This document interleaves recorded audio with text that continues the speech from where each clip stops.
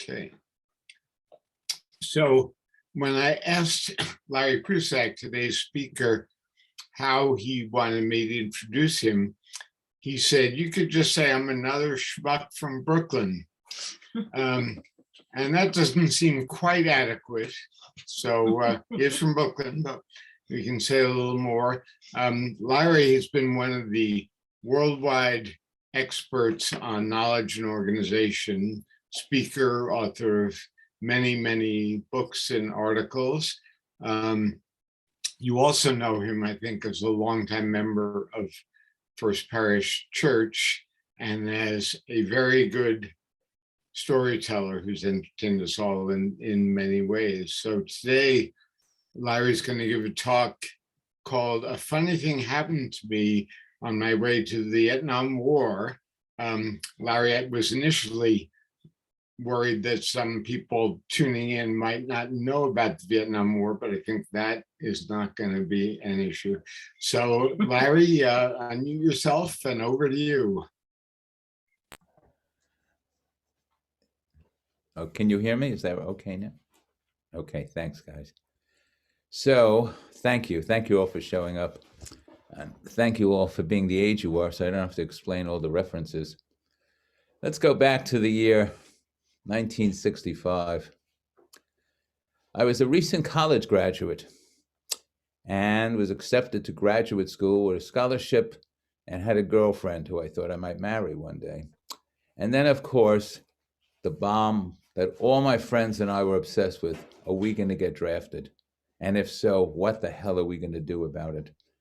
I would say that the very last thing on earth I wanted to have happen would be for me to die in a war that I saw no point to, or for me to kill anybody in a war that I saw no point to. There were teach-ins all over New York City, where I'm from, explaining the incredible absurdity of that war, which just made me more angry and nervous, you might say, about the whole thing. It was a very nerve-wracking year, as so was the years that coming. Lyndon Johnson kept increasing the amount of troops and all, and I just didn't know what to do. My father had died 2 years earlier. My mother was of no help in giving advice, to be honest. She was just scared to death for me, but that didn't help me much. So I went out and talked to all my friends in the neighborhood. I lived in a very compressed neighborhood in central Brooklyn where everyone was always talking and outdoors a lot. Very different than Lexington, I might say. And we'd hear all sorts of amazing stories. One guy I know who actually shot off his toe. 2 people I know got jobs teaching in the worst schools in Brooklyn. You can get exempted from the draft if you did that. But it seemed to me I'd rather not. Vietnam might have been better than teaching in those schools. So I didn't really want to do that. Everyone was exchanging stories of what they were doing, leaving the country, shooting themselves.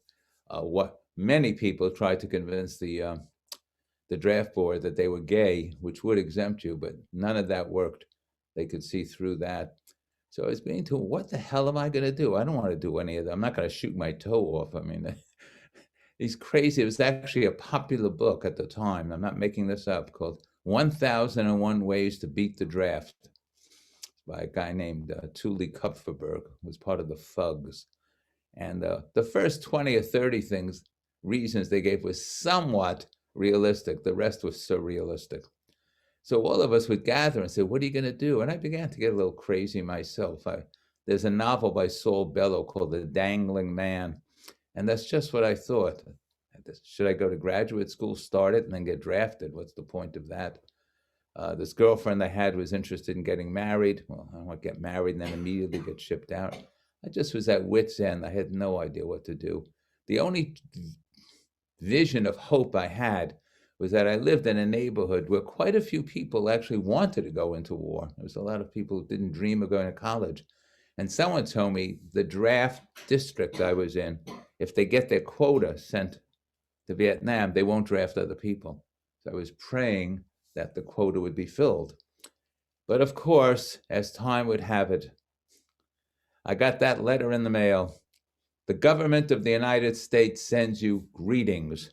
And they actually sent me a subway token to go down to Whitehall Street in lower Manhattan and show up on this date for my physical.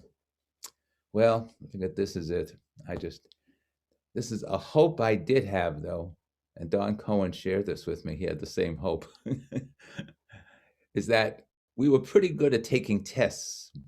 I certainly was. And I think, well, if the test can't be that difficult, if they if they give it to everyone who's drafted, maybe if I get a high enough score, they'll let me be I'll learn Vietnamese and they'll let me be a translator service. I don't know, all these fantasies. I was just a kid and there was absolutely no one, there was no internet and there was no one I could talk to. I had no relatives who had any sense about these things. And the guys in the street were no smarter than me. In fact, many of them were quite a bit less smart than me.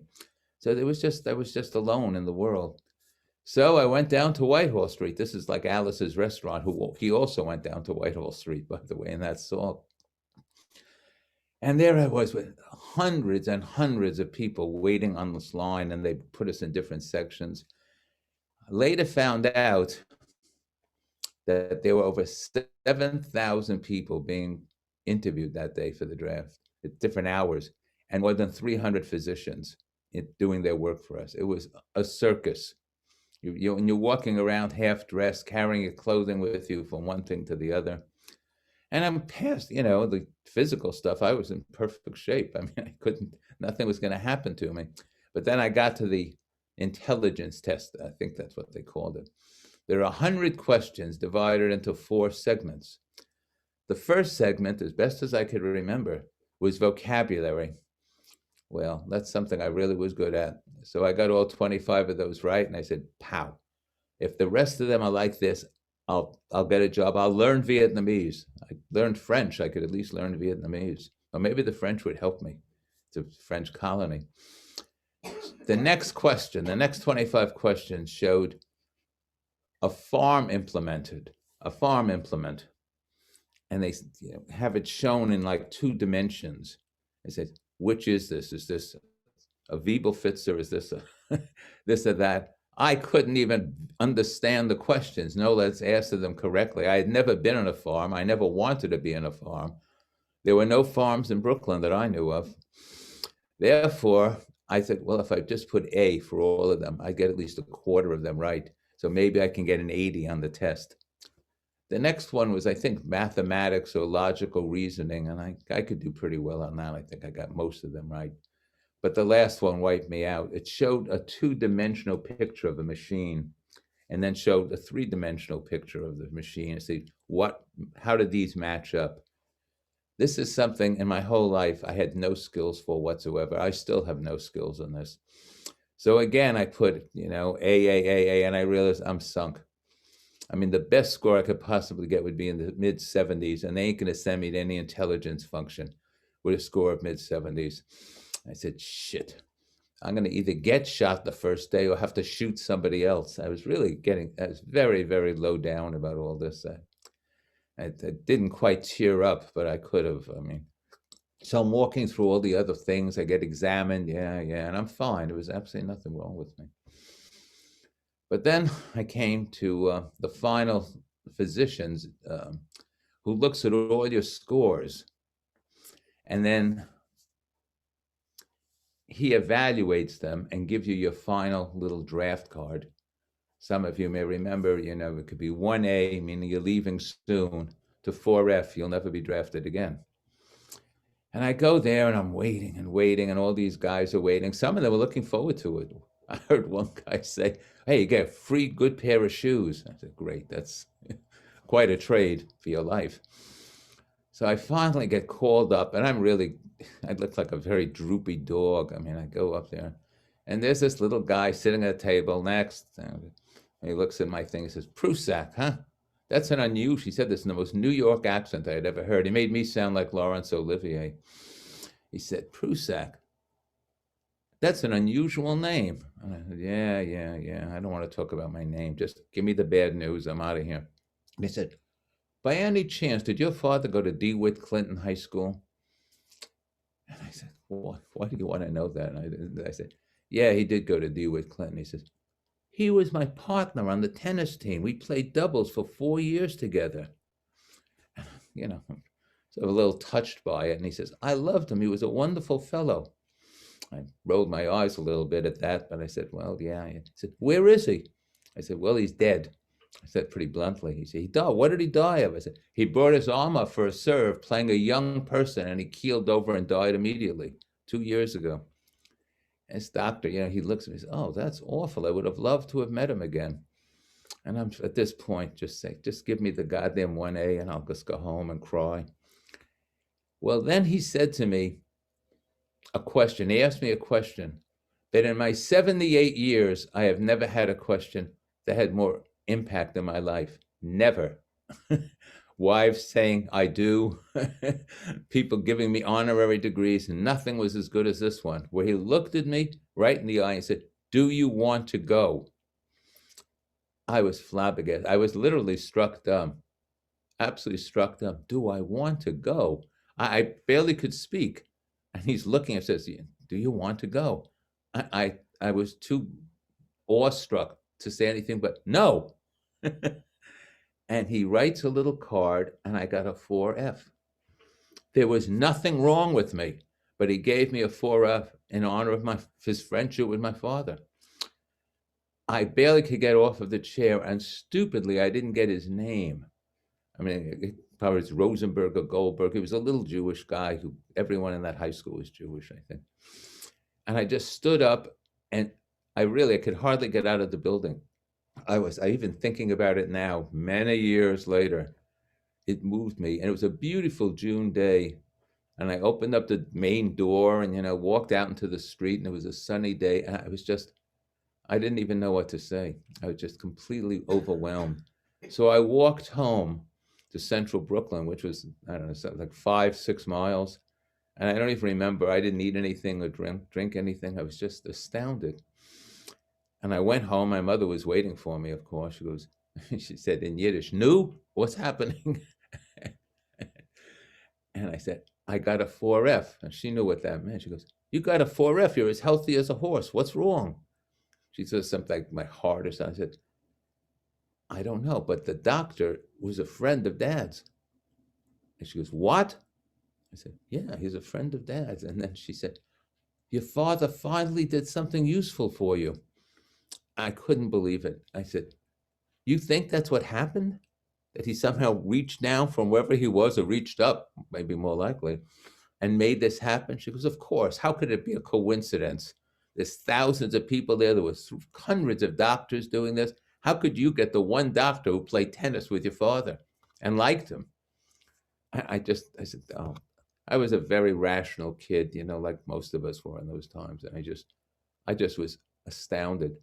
I just went back to my room and I couldn't move. I really was she then called all her sisters and all my father's sisters. This is a fairly large group of women, I might say. All of them said the same thing. It's Jaime. He saved him. He wasn't that good of a father, but he certainly saved his life. They all believe that. When a lot of people believe something, and you believe something that's more rational, it begins to have an effect on you. And this did begin to have an effect on me. But I didn't want to, I just couldn't admit that this could possibly be true. So 2 days later, I walked into, and Saturdays, a bunch of us gathered at a cafeteria in Brooklyn called Dubrow's, and we all had Danishes and coffee. It was like a ritual. And as soon as I walked in, one of the loudmouth guys who I knew yelled out, Private Prusak, what are you doing here? We thought you'd be gone by now. And I said, I'm not going. And they said, what? Why not? There's nothing wrong with you. I said, sit down, I'll tell you what happened. They all thought the same thing. Some of them knew my father. They said the same thing. It was your father saving your life. At this point, I began to wonder myself, could that be true? I mean, I never believed in heaven or hell or any sort of motivation, anything that happened beyond the rational. It was a little hard for me to take. But I went home, and to tell you the truth, I'm sorry, I get a little, you have to excuse me, I get a little teary talking about this. I went home, and for the rest of my life, I've been wondering, was that true? My father was a terrible father. He wasn't a bad man. He didn't beat me, paid the rent, but he was just an awful father. I don't want to go into it. And maybe he was making amends, and somehow, in some way, he made this happen. I know it sounds nuts. Even I think it's nuts telling you this, but it was a hell of a coincidence. And for the rest of my life, I've thought about this. It really had a tremendous impact on me. I mean, I don't think about it every day. It's been a very long time, but I do think about it. And so I didn't go to Vietnam. I married my girlfriend, although we got divorced later. I did go to graduate school, and life went on, but I never forgot the entire incident.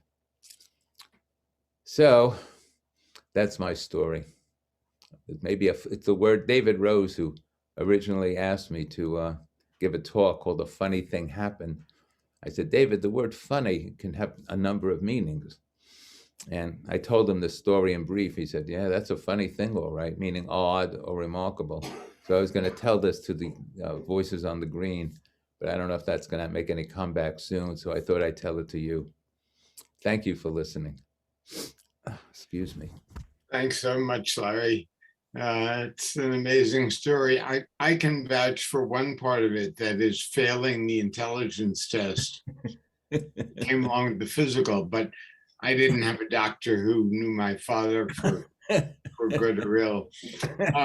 So people want to make comments or questions, please use the raise hand feature at the bottom of your Zoom screen. There's an icon that says reactions.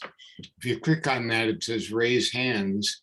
And Larry, maybe you can be in gallery view and call on people as they raise their hands.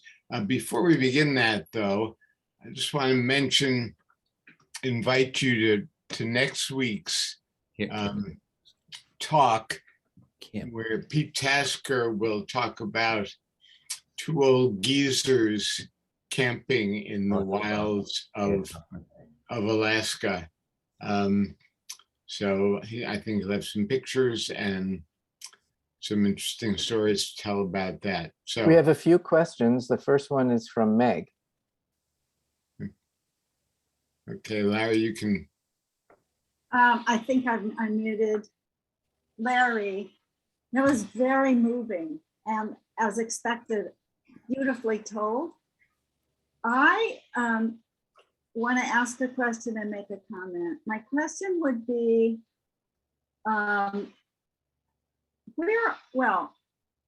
have you ever done anything like that in a legacy kind of way, passing on what you think might have happened? And I've told my children. One of them is on this call, actually. So. Kim, my daughter Kim. I don't know what I'd say, Meg. I still don't know. I'm going to die not knowing this. Maybe if there's an afterlife, I'll ask my father, did you do that? Thanks. Makes up for a lot of sins. But I don't know what I'd say. So I want to just say that I believe it totally. And I bet you'll find, yes, and I bet you'll find people in this congregation who might admit to it.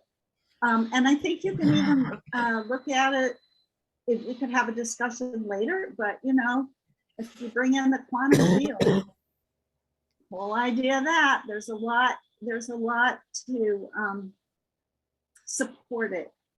There's a fair amount of evidence, quote, scientific, to support that view. Wow, Meg. I don't know how many years I have left, but now I have to still be thinking about what the hell happened.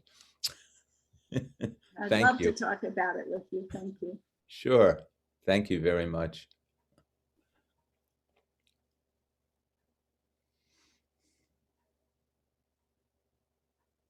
Next, I think, is Cammie. Hi, Larry. Thanks. That was a great story. I wondered whether it makes you feel somewhat differently when people tell you stories of that kind. Like, did it sort of, in a way, shift your thinking about stuff that doesn't seem rational? Thank you, Cammie. That's a really good question. It did. I'm very agnostic when I hear stories like that. Now, there's a point in my life I was just I'm embarrassed to say this, but a fairly supercilious sort of person. I said, get out of here. That's just crap. I felt that way towards religion and people who believed in all sorts of things. No, I'm no longer like that. You're right, I did shift my belief. Slowly, it eroded my hyper-rationalism. That's a good way to say that. That's a good question, Cami. Thank you.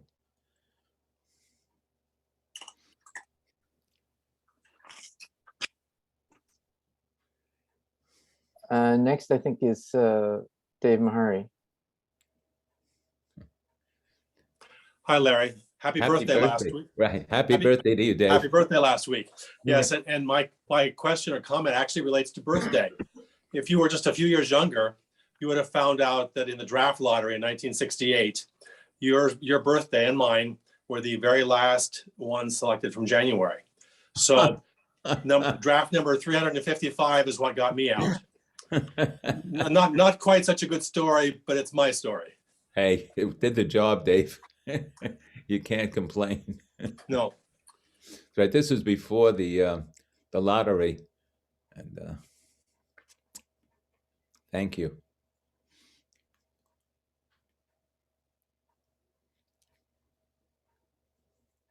We have Go Don. ahead, Don. So my comment isn't about the strangeness of that experience, but thinking about the strange experience of living during that era.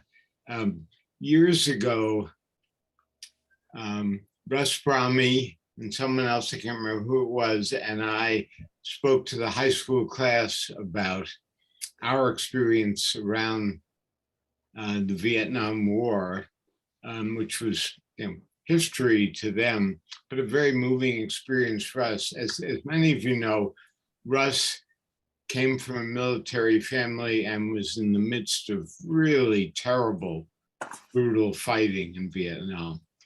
The other person whose name I can't remember was the CEO who did alternate service. And I was the draft dodger in the group who went off to Canada. And because my number came up early that first time around anyhow. And it was kind of wonderful in a way that's hard to describe, but the three of us talking together all these years later, past the time when foolish liberals vilified the soldiers who went. It certainly wasn't their fault. And at a point where it's possible to understand one another. And the high school students, I mean, I don't know how much they got or didn't get in a gut sense, but they were certainly riveted by this talk of their elders in their youth and all that demanded of us. That's really nice, Don. You're right. I would meet quite a bit when I was in graduate school, friends of mine from the neighborhood who did serve. And they'd almost always ask me, did you serve? And I just would fib. I go, no, I was 4F. I had some back problem. I made up things. I couldn't tell them the whole story. I didn't want to. But you're right. It could be sort of, I don't know what, not embarrassing, but these people went through hell and I avoided it. So I had to find some reason to say it. People weren't too sophisticated in Brooklyn back then.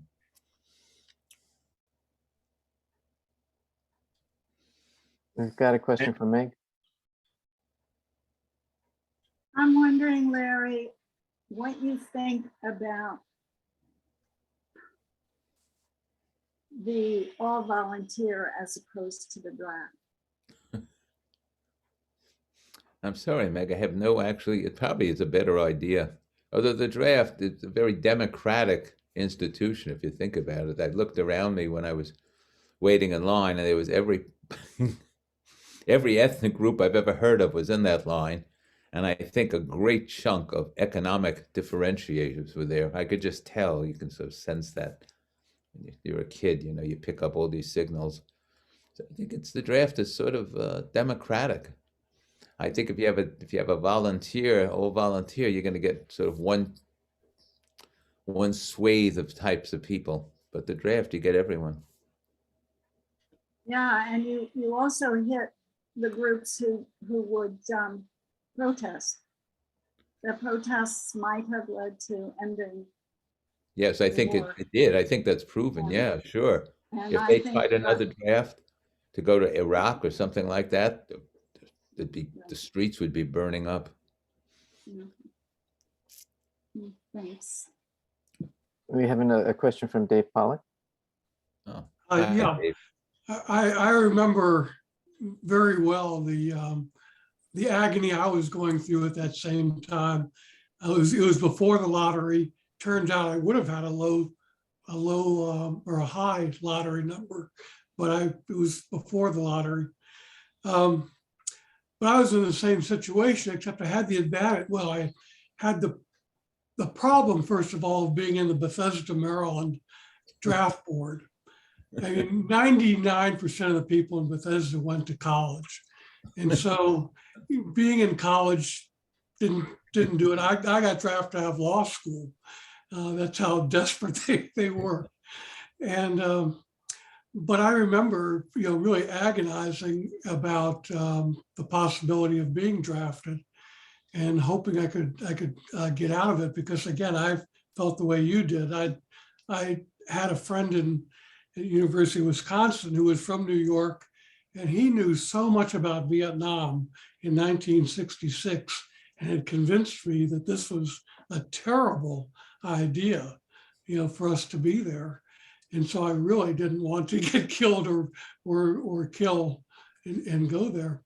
But unlike so many other people, because I was in college or in graduate school, then I could take a 1S deferment and finish that year of law school.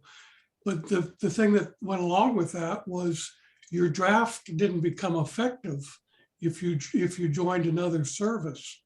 So I spent the time, first I enlisted in the Navy, and then took the officer candidate school test, and ended up going to officer candidate school and having a very, not only a good time, but a very helpful time in the Navy. Even though I was offshore in Vietnam, it was not at all dangerous. And it really made a tremendous difference in my life. So it worked out very well for me. But we're talking about the draft and whether still having it made sense. I used to think, yeah, we really should have the draft, because even though a lot of people could get out of it, it really had a big impact on the anti-war. Having a draft really led to the anti-war movement, I'm sure. And but it was unfair to people who weren't in school and couldn't get 1S deferments and join another service. And I think now that volunteer military is necessary only because of the skill you need now in a modern, all this technology. I'm not sure you could run it with a draft any longer, but it would be nice to have some way of having the service spread among different economic groups, ethnic groups, whatever. Yeah. Yeah. But I remember very well trying to avoid, when I went in for my physical. This was before I got my draft notice. I went into for my physical, and the night before we played, it was actually my senior year at Wisconsin. We played pillow fights because I had asthma, and the pillow fight would have my asthma, but it didn't work. Didn't help. Right. If you could stand up, you were a 1A. Right. Yeah. People would drink 18 cups of coffee or something like that to raise their blood pressure. That was another common one, but they saw through that. Yeah. In some ways, this was as we're talking, the defining, for people our age, it was the defining instant, the defining thing in our lives. It affected all of us. I never, ever trusted the government, the federal government again. Yeah. Glad that had that effect on me, and I think I was right about that. I mean, the lies that were told, going forward about what we were doing and why. I know people who, went to fight, and I'd ask them very gently, but, friends of mine said, what do you think you were fighting for? And he said, did you ever hear of the domino theory? I goes, that's complete crap. I mean, people would just, yeah, it's hard to even talk about it. It's so awful how many people died. I had a cousin who died in the Vietnam War. And he was the only child of my mother's cousin, who she was very close with. And they could have killed her too, because his death changed her life completely. She never was the same. And then about, I don't know, 10 years ago, we bought a VCR or something like that. And I was taking the box out to the recycle bin. And there I saw Made in Vietnam. And I looked up the trade statistics between Vietnam and the United States, communist Vietnam and the United States. And we're the single largest trade partner. I mean, the domino didn't fall too far. We do a huge amount of trade with Vietnam and vice versa. So my cousin died for absolutely nothing. And his mother lost him for absolutely nothing. It's hard to take things seriously that the federal government does when you see these things, when it personally influences you.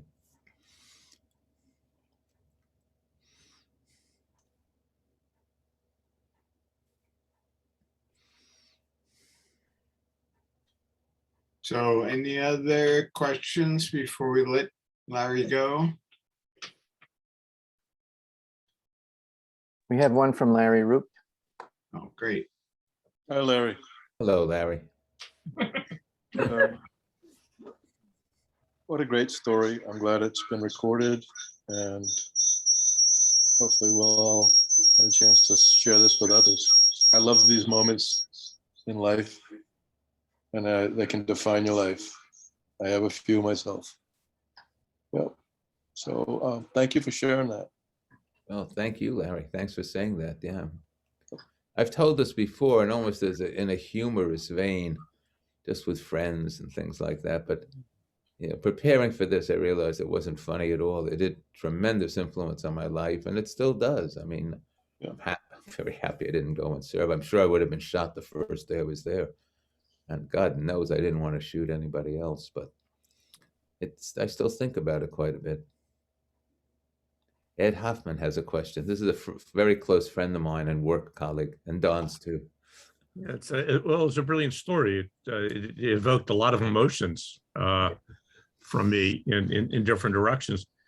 Knowing you, the way I know you, you explore things. You're curious. You study everything, and you had this very unusual event, with your father or with his friend. And did it ever lead you to study at all this kind of unusual? Is there something out there, or spirituality, or because I've had little things and I've never looked deep into it, but it makes you wonder about that. And you being so intellectually curious, I wondered if you ever explored in any direction. That's a good question, Ed. And no, I haven't. I sort of avoided it. I felt I'm not going to get an answer that was definitive. It probably just upset me even more. I mean, I'm happy to talk to Meg or a minister or things like that, but I sort of shut the door on the whole thing. I really didn't want to talk much about it or think much about it, but it was really a steady presence in my life. My mother talked about it. Every time I'd visit her, she lived in Florida, and she'd say, you didn't like your father too much, but he saved your life. And I said, well, maybe. So where has he been since then, Larry? Sorry, Don, what'd you say? Where has he been since then? My father. Yeah. I think this was enough for him. That he figured he did his job. He can go back to whatever the hell he's doing. He died doing the thing that he loved most. I give him credit for that. He didn't love my mother, and he didn't love me, but he sure loved tennis. He died bringing his arm up for a serve. So, to me, that's almost the most amazing part of the story. Not only did you meet his tennis partner who saved you, but he died playing tennis. I mean, it's something going on. It's very odd. It is. Believe me, it was very odd. I can't think of an odder story that ever occurred to me. Do have another question from Dave Pollock. Larry, have you ever been to the Vietnam Memorial in Washington? Yes, I want to look up my cousin and he was there. I find that so moving because, you know, our contemporaries and just, you know, the waste of it. Just so, You're not kidding. you The know, waste. And think about the Vietnamese and the Cambodians and the Laotians. And you know, a lot of the people responsible for that, they're still, well, they're not around so much anymore because they're, you know, old, but they paid no price for that. No. No one paid a price for the war on terror. I mean, they just go ahead and just kill people off, and they still get to work for the Brookings Institute or get university appointments or run Halliburton. I mean, nothing happens to these people.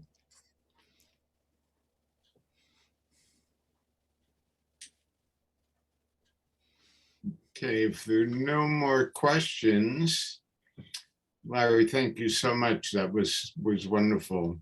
Very, very happy you've done that, given us that gift. And for the rest of you, please remember, tune in next week. Oh, no, I think they're just waiting. Oh, that's just. Tune in next week for Pete Tasker, different kind of grueling story. Thanks for being here.